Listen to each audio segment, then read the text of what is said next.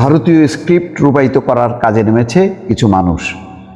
আসিফ নজরুল একটা অনুষ্ঠানে গতকালকে এই বক্তব্য দিয়েছেন।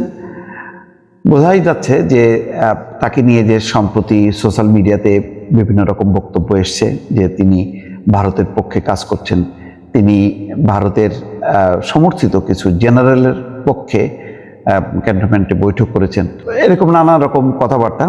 তো তিনি তার জবাব দিয়েছেন, রেসপন্স করেছেন এবং বলেছেন যে যারা একসময় বিগত সময় আন্দোলনে ছিলেন, অর্থাৎ আন্দোলনের পক্ষে ছিলেন, এখন তাদের নিজেদের মধ্যে হচ্ছে ভুল বোঝাবুঝি হচ্ছে, ঝগড়াঝাটি হচ্ছে, এটা জাতীয় ঐক্যের জন্য ক্ষতি। তিনি খুব শান্ত শিষ্টভাবে কিছু বক্তব্যের জবাব দিয়েছেন, কারোর নাম মেনশন করেননি তিনি।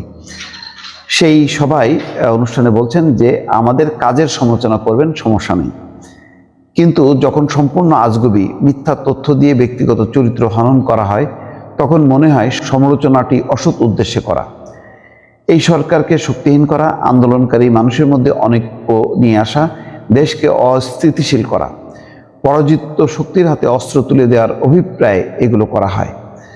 তখন মনে হয় এই দেশকে ঘিরে আমাদের এক প্রতিবেশী দেশের স্ক্রিপ্ট আছে না, শেখ হাসিনা চলে গেলে আর কেউ দেশ চালাতে পারবে না, অথবা দেশ উগ্রবাদীদের খপ্পরে পড়বে, তার অর্থাৎ হাসিনার কোনো বিকল্প নেই। এই ভারতীয় স্ক্রিপ্ট এখানে রূপায়িত করার কাজে নেমেছে কিছু মানুষ। এটা সত্য। এখন পরিস্থিতি এমন যে উপদেষ্টা পরিষদের কোনো ব্যক্তিকে নিয়ে এমন আলোচনাগুলো হচ্ছে, তাতে মনে হচ্ছে যে ইউনূস সরকার এটা একেবারেই অযোগ্য অথর্ব একটা সরকার, এটা কিছুই করতে পারছে না, ব্যর্থ সরকার। সমালোচনা হচ্ছে, তারা সমালোচনাকে অ্যালাউ করছে, কিন্তু বলছে যে এমন সমালোচনা করা উচিত না যাতে বিপক্ষের শক্তি অর্থাৎ পরাজিত শক্তি তারা যাতে চান্স পেয়ে যায়, অর্থাৎ সেই তাদের যুক্তিগুলো যাতে আন্দোলনকারী শক্তি তাদের কথাবার্তায় বা আচরণে প্রতিষ্ঠিত না করে। গঠনমূলক পরামর্শ দেওয়ার আহ্বান জানিয়ে আসিফ নজরুল বলেন, যদি নিজেরা ঝগড়াঝাটি করে নিজেরা নিজেদের কুৎসা রটাই, চরিত্র হনন করি, মিথ্যা তথ্য দেই, তাহলে ছাত্র জনতার আত্মবলিদানের প্রতি অশ্রদ্ধা জানানো হবে।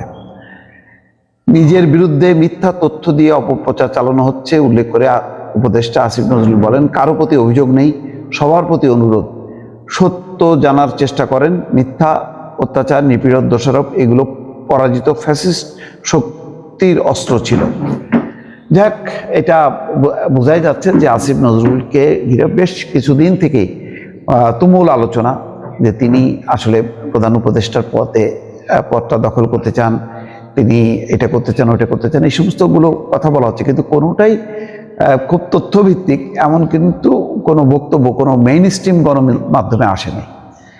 এখন অন্যান্য মেইন স্ট্রিম গণমাধ্যমের বাইরে অন্যরা যে কী সূত্র থেকে এই সমস্ত কথাগুলো তুলে আনছেন, কেন আনছেন এটা বোঝা মুশকিল।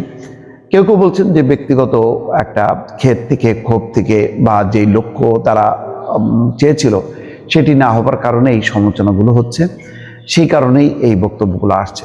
এখন এটা অবশ্যই অনুসন্ধান করার ব্যাপার যে যারা শেখ হাসিনার পতনের জন্য একসময় নিজের জীবনকে উৎসর্গ করেছিল, এখন তারা কেন ক্ষুব্ধ হচ্ছে, এই ক্ষুব্ধ হওয়ার বিষয়টিও উচিত অন্তর্বর্তী সরকারের সংশ্লিষ্ট যারা, তারা একটু মনোযোগী হওয়া, বোঝার চেষ্টা করা, এবং সেভাবে তাদের সাথে সরাসরি যদি একটি আলোচনা বা ডায়ালগ করে, তাহলে আমার ধারণা যে এই পরিস্থিতিটা নিয়ন্ত্রণ হবে। এখন আলোচনার আসলে কোনো বিকল্প নেই। গণতান্ত্রিক সমাজ কাঠামো বা রাজনীতিতে সবসময় হচ্ছে আলোচনার বাইরে রেখে দূরে দূরে বসে যত দূরত্ব তৈরি হবে তত ভুল বোঝাবুঝি হবে। এখন এখানে বিষয়টা কোন পর্যায়ে দাঁড়িয়েছে, এইটা আলাপ আলোচনার পর্যায়ে আছে, আলাপ আলোচনার বাইরে চলে গেছে, নাকি সত্যি সত্যি ষড়যন্ত্রের ইন্ধন আছে, সেটিও এখন দেখার বিষয়। দর্শক ভালো থাকবেন, আল্লাহ হাফেজ।